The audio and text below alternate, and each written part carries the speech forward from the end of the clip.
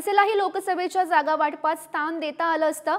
अंतिम टप्प्यात मनसेसोबत युतीची चर्चा सुरू झाल्यानं मनसे जागांपासून वंचित राहिलं। भाजपाच्या ज्येष्ठ नेत्यांची अनौपचारिक गप्पांमध्ये ही कबुली दिल्याचं सध्या समजतंय। विधानसभा निवडणुकीसाठी राज ठाकरेंना महायुतीचे दरवाजे खुले होते।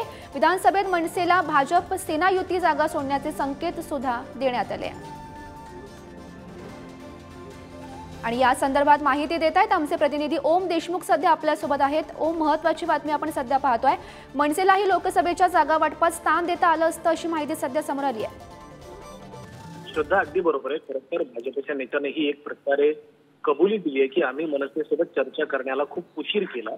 जर मनसेने प्राथमिक टप्प्यावर आमच्याशी चर्चा सोबत आमची झाली असती तर लोकसभेच्या जागा वाटपामध्ये मनसेला सुद्धा काही जागा सोडता आल्या असत्या।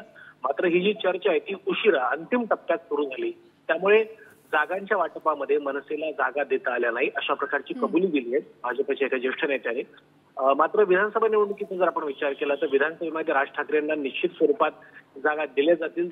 राज ठाकरेंनी ज्या प्रकारे विनशर्त पाठिंबा आम्हाला दिलाय त्या पार्श्वभूमीवरती मनसे विधानसभेच्या निवडणुकीत आमच्यासोबत निवडणूक लढवेल आणि जागा सुद्धा मनसेला देण्यात येतील अशा प्रकारची माहिती या भाजपच्या ज्येष्ठ नेत्यांनी दिली आहे। त्यामुळे सातत्यानं जो युतीबाबतचा प्रश्न चर्चेला जात होता, मनसेसोबत भाजप जागा वाटपामध्ये काही चर्चा करणार का, निर्णय घेणार का, त्यावर एक प्रकारे भाजपच्या नेत्यांना दिलेला हा कबुली जबाब म्हणावा लागेल।